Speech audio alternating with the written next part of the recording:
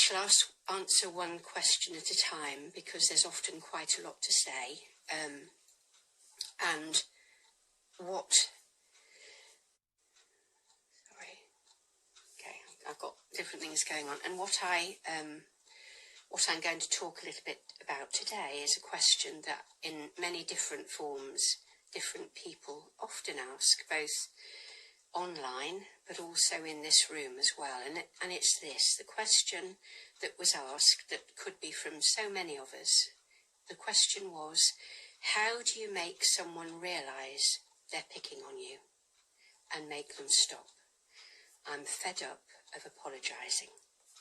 So let me just say that again, and let's have a think about that together. So how do you make someone understand that they're picking on you and stop? I'm fed up of apologising. So in that question, I hear three different aspects straight away. The first is, how do you make somebody stop picking on you? How do you make somebody stop picking on you? Well, the answer, sadly, the bad news is, you can't. We have no power short of intimidation, violence, whatever else it be, all of which are clearly unacceptable. We have no power whatsoever to make another human being do anything. Not anything. And we often think that because we get into a relationship with someone, we have special rights to change that person, or we have a particular view of how a relationship ought to be, and that it ought to run according to our perceptions and our rules and what our expectations are. So that's just slippy ground, really. It's slippery ground. We can never, ever make someone do anything. So we can't make somebody stop picking on us. However, I want to say that if we've reached the point of feeling that we need to ask that question, then it sounds like life is pretty tough. We're pretty unhappy a lot of the time. We feel that the power balance in our relationship is not equal.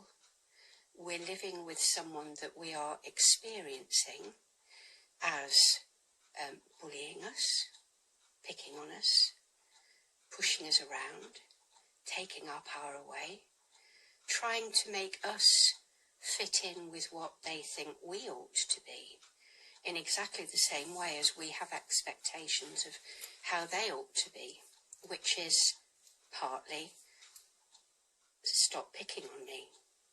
So that's the first bit I wanted to say. We can't ever make someone behave in a way that we demand. We can't make someone change. We can't make someone do anything. And then the second thing is, how do we make them understand that they are picking on us? Even if it's simply our perception, and it can be, because sometimes we are someone who is particularly sensitive, or our confidence is wobbly. We may feel that things that people say to us are something that they're not. So we have to figure in that our perception may be part of this too. However, let's put that aside and let's assume that this person is picking on you. So then it's, how do we make them understand? Well, let's talk first of all about how we don't do it. We don't pick on them and do a tit for tat, because that's just role modelling, that's the way the interactions go in this relationship. They pick on us, we pick on them. We are locked in a power battle, and we've got a private war going on all the time. That's the first thing we don't do. The second thing is, we don't say, you are making me feel threatened, bad, miserable, unhappy. We don't accuse. We might feel like accusing, and we may feel like that's a perfectly justifiable way to put something, to tell somebody that they are making us feel this way, they are doing this to us. And while that may be understandable, it's actually unhelpful because it doesn't get us a good outcome. Because when we talk to somebody in that way, what they automatically do is become defensive. So their first thought is going to be, no, I'm not. It's you, not me. You're too sensitive. It's the way you're taking it. So it's unhelpful for an outcome that's going to be one that we would like, to accuse somebody. It's far more helpful to explain to somebody and ask them to consider changing their behaviour because of the effect on us. So we don't say you, we say I. We say, I feel intimidated, upset, I don't know, overlooked, whatever it be. I feel that I'm in the wrong all the time.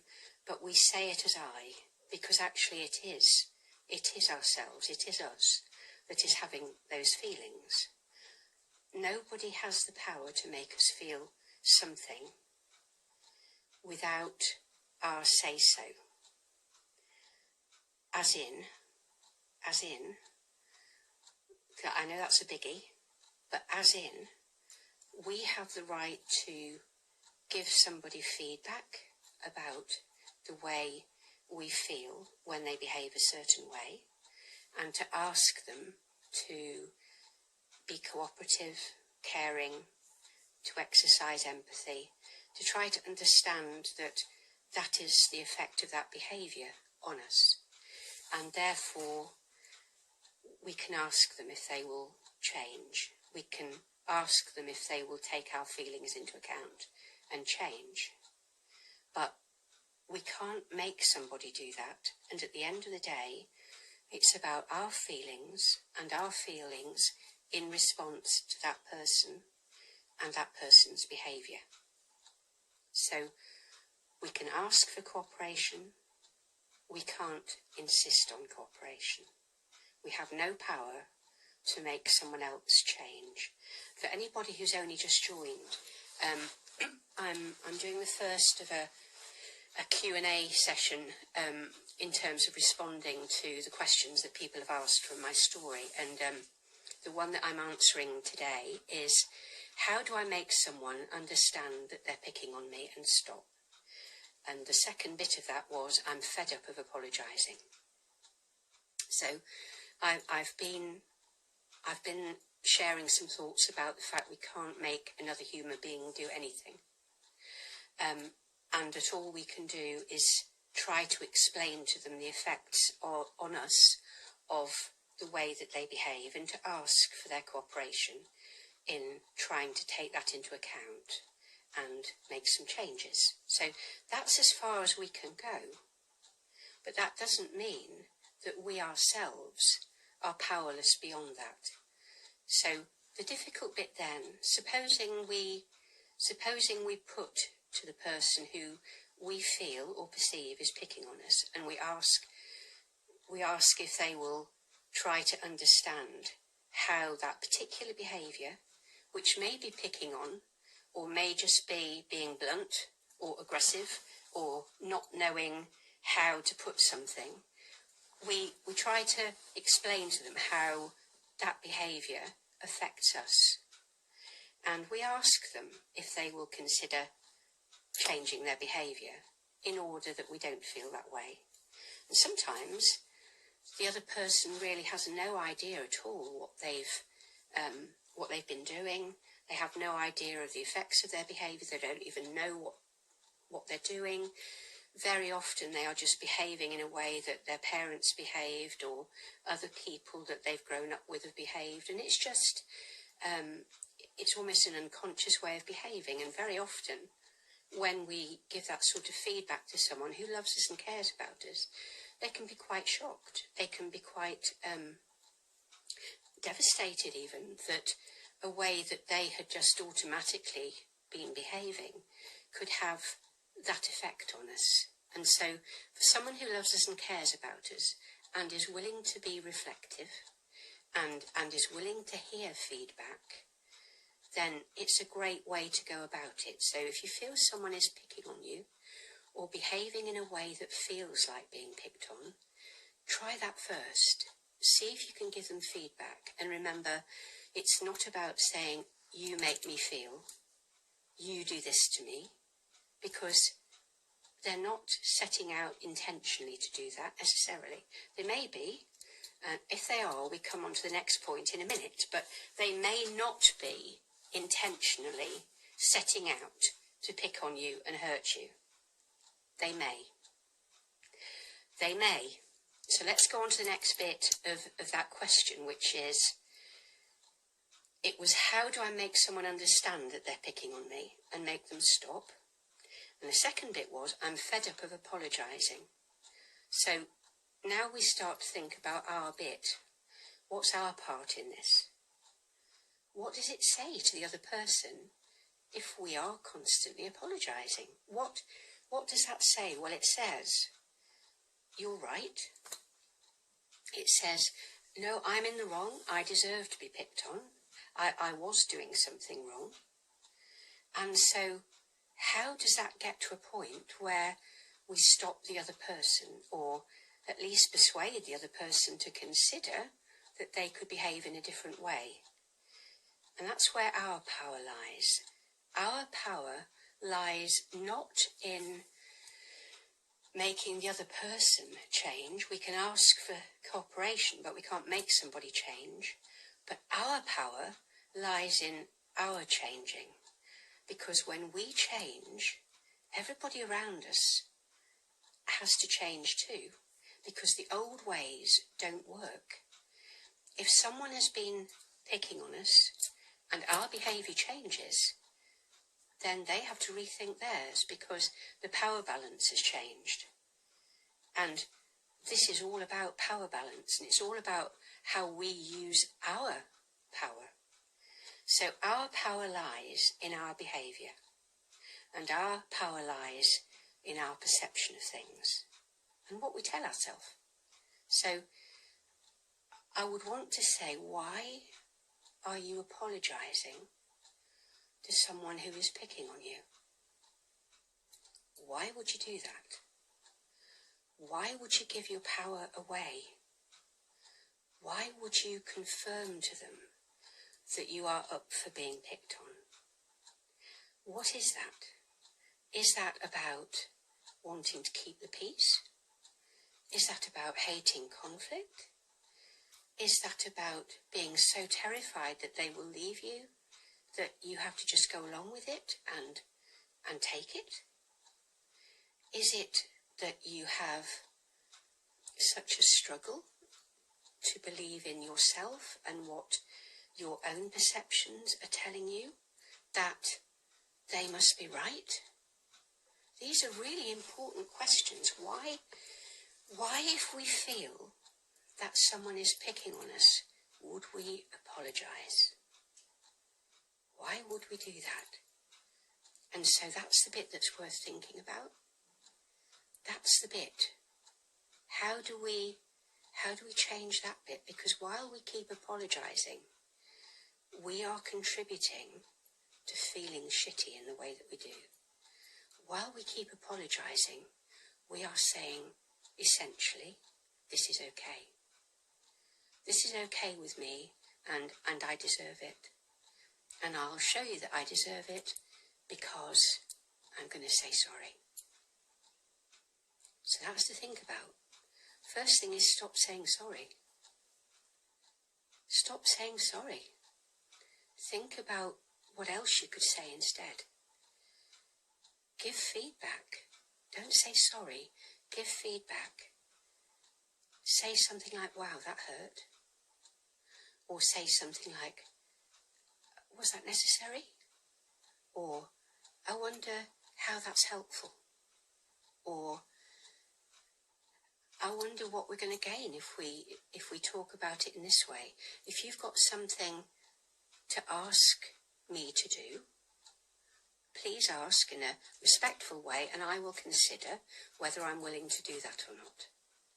But I will not respond to aggression, and I will not respond to that kind of behaviour where you are demonstrating to me that you don't respect me, you think it's okay to talk to me that way, you think it's okay to behave towards me that way. This ends. This ends. We need to do this differently. And then there are choices.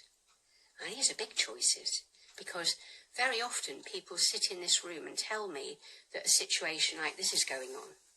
And they look at me as if there's nothing they can do. They say, I'm just stuck here. I'm just stuck here and I have to put up with it. And my answer is usually, are you? Is it true that there are no choices? Or is it more true that there are choices that you don't really want to take? Because that's a different thing. That's an entirely different thing. So if we are with someone who is picking on us, putting us down, pushing us around, making us feel bad about ourselves, and gradually chipping away at our self-confidence, then it becomes increasingly hard over time to feel that we can have any power to do anything about that. But the greatest power we've got, and I know it's complicated, I know it's not straightforward, I know it comes with lots of risks and sacrifices, but the ultimate power we have is to leave. The ultimate power we have is to give that person a choice. To say, I cannot live in this way, and things have to change, or I cannot stay. And I'm handing that over to you.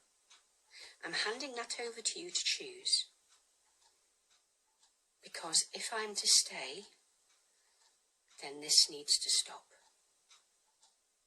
If I'm to stay, this needs to stop.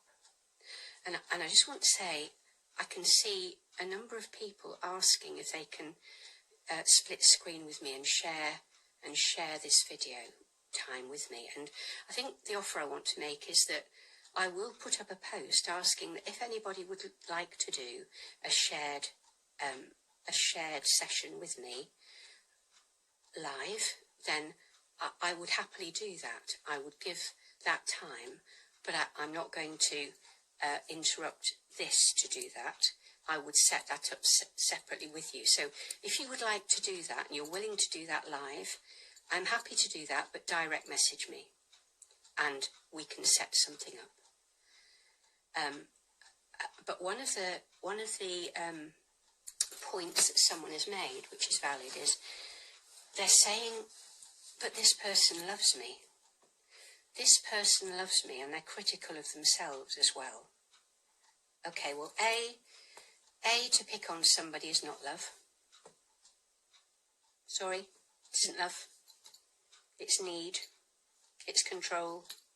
When we love somebody, we don't do that. So let's not call that love. Let's not get mixed up between love and need. One of the ways that someone who is needy controls us is to pick on us and criticise us. And if someone feels bad about themselves and are critical of themselves as well, then they're very often more likely to criticise us, because the fact that they feel so bad about themselves means that unless they make us feel crap about ourselves as well, we might leave. So let's not get hoodwinked by this word love. Let's not trust the word. Let's trust the behaviour. And no, I'm seeing on a screen, not everyone who behaves inappropriately, inconsiderately, or in a bullying manner, they are not a bad person, but they are displaying pretty bad behaviour, and that really doesn't make it okay. If they need to go get help, if they need to go talk with someone like me, make them do it. Make that a condition of you staying. Take some power back. The thing that is coming out of this entire session for me is we don't have to believe what someone else says. We are the boss of us. We know ourselves. We get to decide. So just because someone says they love us doesn't mean they do. Trust what you see. Let it inform you. We don't have to just believe what someone else says because they say it. And I go back to that point about if someone feels bad about themselves and their only way of believing they can keep us is by making us feel bad about ourselves and by making us feel shitty, that is not love. That is not love. It's someone who doesn't yet know how to love. It's someone who needs to go and talk it out and get some therapy. Because those issues, until they are dealt with, they're going to keep hanging around. And sometimes two people can't work that out in a relationship between them. Because here's the other bad news, good news, neutral news, don't know what you want to call it, but here's the other thing that as a therapist, I know, because I see it all the time when I work with couples, we are so often drawn, particularly in a first relationship, sometimes a second, we are drawn to someone who exhibits either our own broken bits or something that is reflective of ways that we have grown up, people that we have known, considerably influential people in our life. And years ago, I was director of a psychotherapy training in Leicester University, and one of the exercises that we used to put new students in, almost at the beginning, was we would ask them to wander around in a room and give eye contact to various people that they felt drawn to give eye contact to. And then at one point we would say, okay, now stop and approach somebody that you felt a connection with and go and sit down somewhere privately and share your histories. Share a bit about who you are, a bit about how you react to things, a bit about how you see the world. And in every single case, they had overlapping histories. They had similarities. And everybody was incredibly shocked that we would, just by looking someone in the eyes, know that we had a familiarity, something similar, and something that we could read in the eyes that didn't need to be spoken. And that's what happens often in first relationships. There is that kind of contact. There's a connection in the eyes, and we are drawn to someone who has overlapping issues. And so we either work our issues out with that person, or they come to the surface and we get to be able to notice them, observe them, reflect on them, and know we need to go do some work. And when we do that and we get into another relationship, we do it in a more informed and aware way. And we're far more likely to have success in that relationship. So that's that's also an issue where we find that we want to keep defending the person who is behaving badly towards us. So let's think about why we do that. We want to defend that person.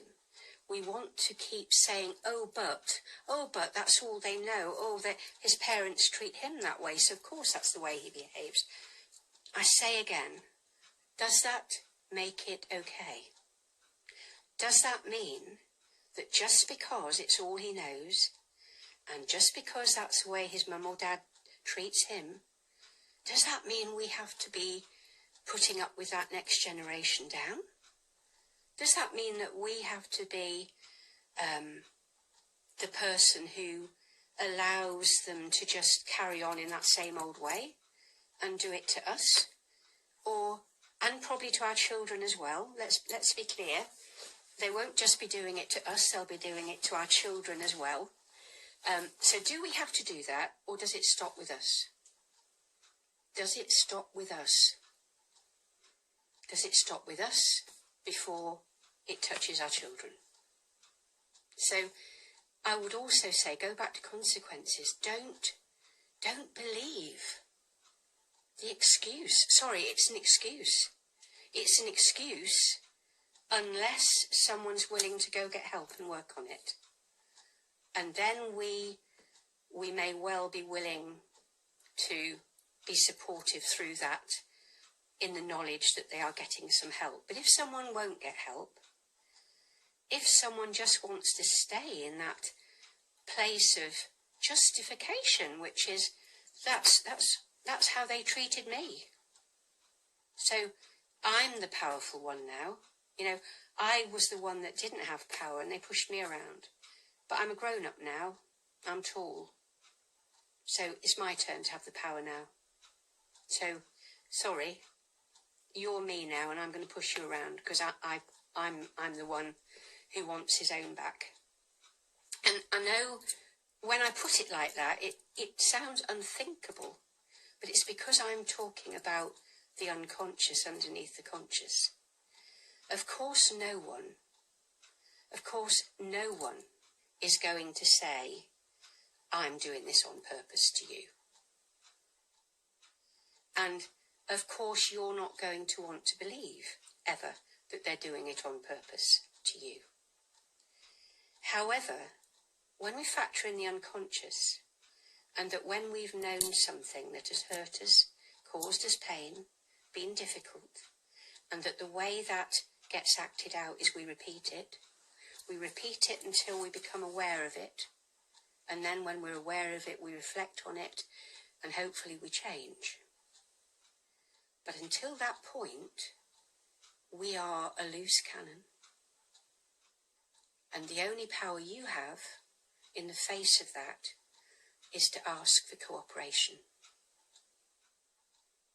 And then talk consequences if there is no cooperation. Because that's the power you do have. And so sometimes we say, well, he can't change. How do I make him change? How do I get through to him? How do I make him understand? And I want to say to you, well, how many times are you going to try? Set yourself a limit. Is that forever? Are you going to do that endlessly forever?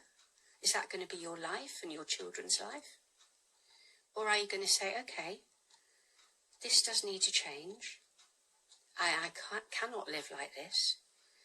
Go get yourself some help. Or try to understand what I'm giving you feedback on and care about me enough to do something about it and work with me. Let's make this something that we turn around. But you got 6 months. You got 6 months. Or I'm not going to have children with you while it's like this because you'll do this to them. Stand in your power. Stand in your power. Stand tall. Just because someone said it does not make it true. Just because someone says, I can't change, you do not have to accept it. You do not have to let it be a life sentence. You do not have to put up with that forever. That's a choice. Yeah, someone has just said, don't silence the internal voice. That is so true. We all have an internal voice. We have a voice. We call it by many things. We call it our intuition, our gut feeling, our internal voice. But it is our essence, and it is never wrong. It's never wrong. Don't override it. Don't override it because you're feeling this is not okay, but someone else is telling you they can't change and you have to put up with it. Don't silence that voice. The minute we start to override our internal voice, we are giving someone else power over us. We are giving our power away. How can that be okay? How can we live like that? And, okay, someone else has said, how do you get over the fear of losing all the good things by leaving them because of a few negative things? Oh, gosh, there's lots in that. There's lots about fear. There's lots about fear. Fear is not meant to be stayed in. Fear is telling us we need to do something. And fear usually means we've got to make a decision. And fear usually means we've got to make a plan. So again, we weigh it up. If we decide that we are prepared to live with the behaviour because of all the nice things we've got, then that's our choice. But if you make the choice, do not complain. You can't have it both ways. You can't have it both ways. Either you say, I cannot live like this, and I've got to make a plan to get out of this, and I know that I'm resourceful and resilient, and I will get out, and there will be good people around me to help me. Either you say that, or you say, I am too frightened, and I like these home comforts and good stuff too much to let this go. So I am prepared to put up with this behaviour, because that's essentially what that choice means. And that is fine, because no one has the right to judge you. You are your own person, on your own path, on your own journey. Nobody has lived your life. Nobody's inside your head or in your heart. It is your right to make that choice. But if you make it, know that it's a choice. Don't make the choice and then complain. Don't make the choice and then complain to all your friends and your relatives that he is treating you terribly.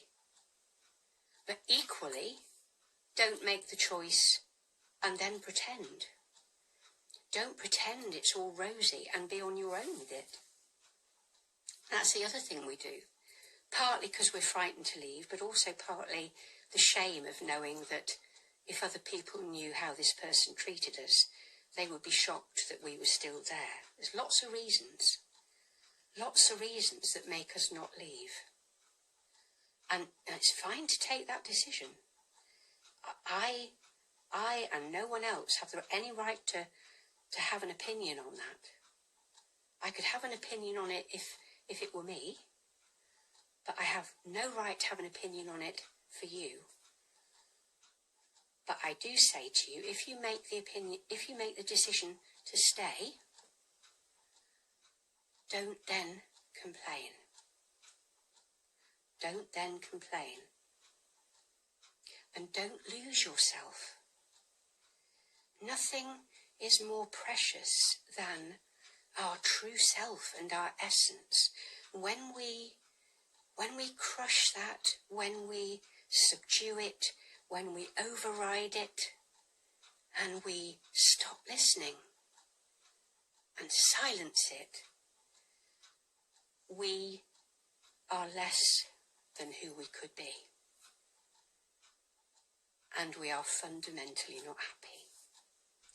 We're not happy because we don't know the freedom of being ourselves. And I guess that's the bit that I would want to say out of all of this is, whatever happens, and whoever asked this, my goodness, thank you for it, because I know that lots of fruitful thoughts will come from this discussion and the things that we've been thinking about together. But the main thing that I would urge is, don't lose yourself. Don't lose yourself or disempower yourself for someone else. And don't lose yourself by believing what someone else says if your inner voice says it's not true. If someone says they love you, but they want to know where you're going, who you're talking to, won't let you go out, complain that you don't spend enough time with them, and keep picking on you and crushing you and bringing you down, that is not love. That is not love, that is need. That is need. And to live with someone who needs you but doesn't love you is the most miserable thing. Is the most miserable thing. Don't let that be you. So I'm going to repeat the question. I'm going to repeat the question that I've been talking about today. The question was, how do you make someone understand that they're picking on you? And how do you make them stop? I am fed up of apologising. And these really have been thoughts about, can someone change? Do you have the right to ask them to consider you and the effect on you, and to consider changing your behaviour? Do you have the right to judge for yourself whether what they say is true and accurate? Do you have to put up with someone's behaviour just because that's all they know, or that's what they saw their parents do? Do you have to put up with it for that reason? Does it have to go down another generation to your kids? Do they not have a responsibility to fix that? Go and do some personal work? Go and get some help? And why are you staying? And weigh that up. And if you're staying because there's more good than bad, then know that that's a decision that is your responsibility, and don't complain. And if you're staying because you're ashamed of how people will see you when you come out and say what's been going on, there is no shame in that. There is only courage and bravery. You stand up tall. The courage to walk away is huge, deep bow to you. This is your life. This is your journey. This is your path. Yours alone. Don't let someone else take that away from you. Don't give your power away. Don't silence your inner voice. Don't crush your essence.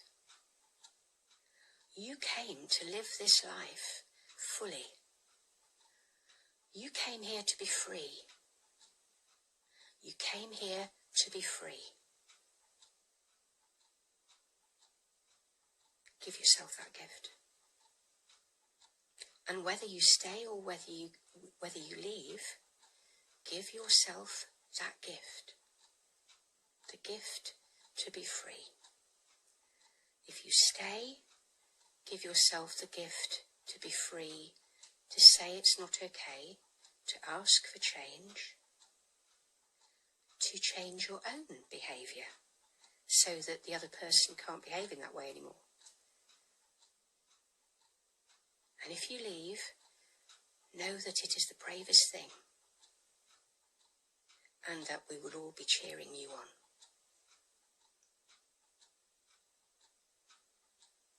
Several people, as I've been talking, and I've seen the comments going up the screen, several people have asked to join this video. And I just want to repeat what I said a little bit earlier, which is I am really happy to do a split screen session with someone. I'm really happy to give you that time live, but it has to be that you direct message me and you ask for that time, and we have the opportunity to chat a little, and then we'll set it up.